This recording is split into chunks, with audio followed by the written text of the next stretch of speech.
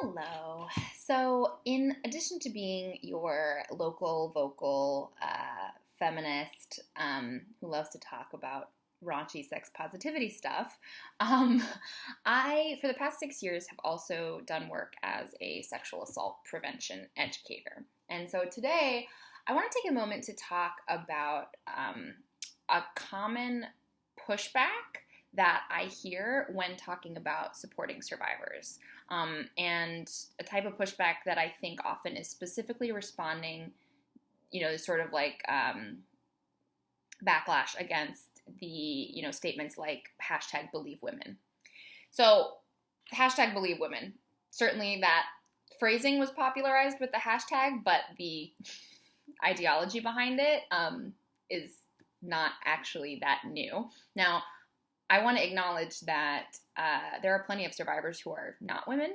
And as a sexual assault prevention educator, I always think it's really, really important to frame supporting survivors as something that is just about supporting any individual who has received harm, regardless of their gender, sexual orientation, identity, etc.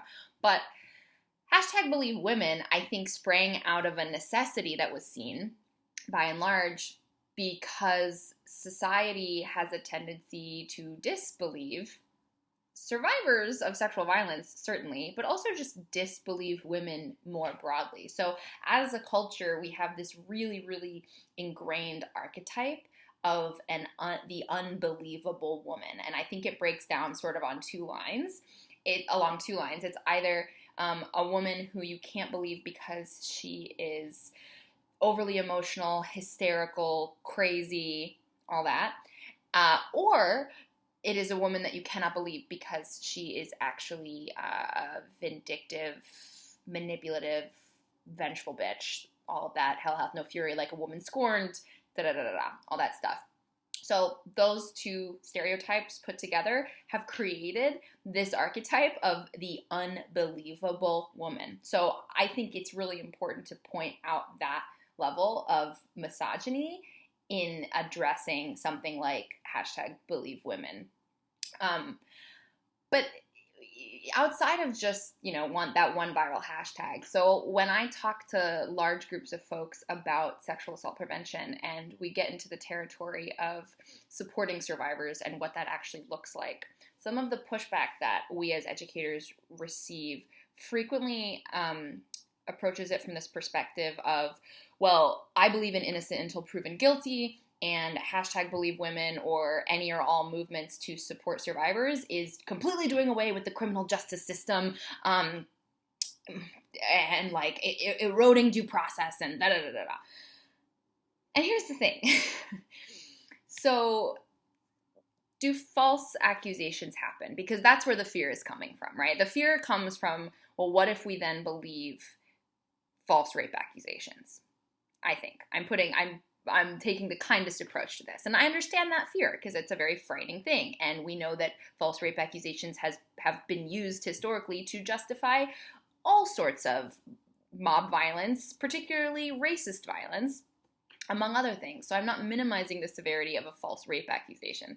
But I want to be really clear. Do false accusations happen? Yes. Do they happen all the time? No. Do they happen more than actual sexual assaults? Absolutely not.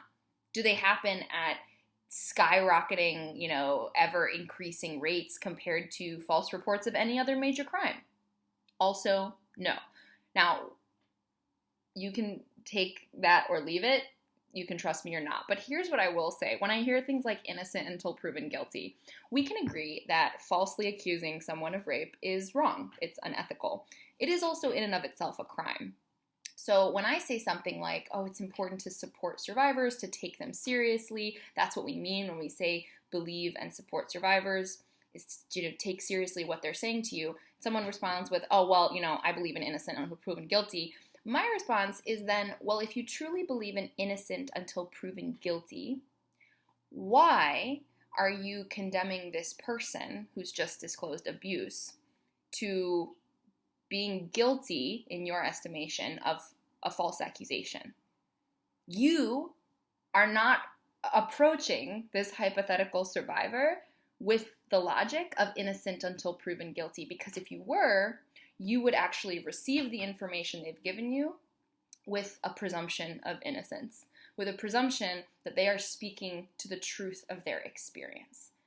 And so that's why I think a lot of times what is happening when someone says innocent until proven guilty is that they are either really grappling with how painful and difficult it might be to acknowledge that there could be a predatory individual in their community. And often it's much more easier just to sort of fall back on familiar tropes that we have, aka women are crazy fucking liars, if we're talking about a woman who's the one that has come forward. Or innocent until proven guilty has suddenly just become this like boilerplate statement that civilians without any legal training or profession are throwing out there as a way of deferring any kind of community responsibility for whatever has happened. So I really just implore people to, when thinking about how to handle like allegations of assault coming forward, supporting a survivor does not need to amount to taking up arms or attacking another person. In fact, it can just look like treating that survivor with human dignity and compassion and seriousness and getting them to the help that they need. And if someone is talking about the importance of supporting survivors and the only thing that you can say is, well, innocent until proven guilty, you sound like a hypocrite because you're clearly not willing to treat those hypothetical survivors with that mindset.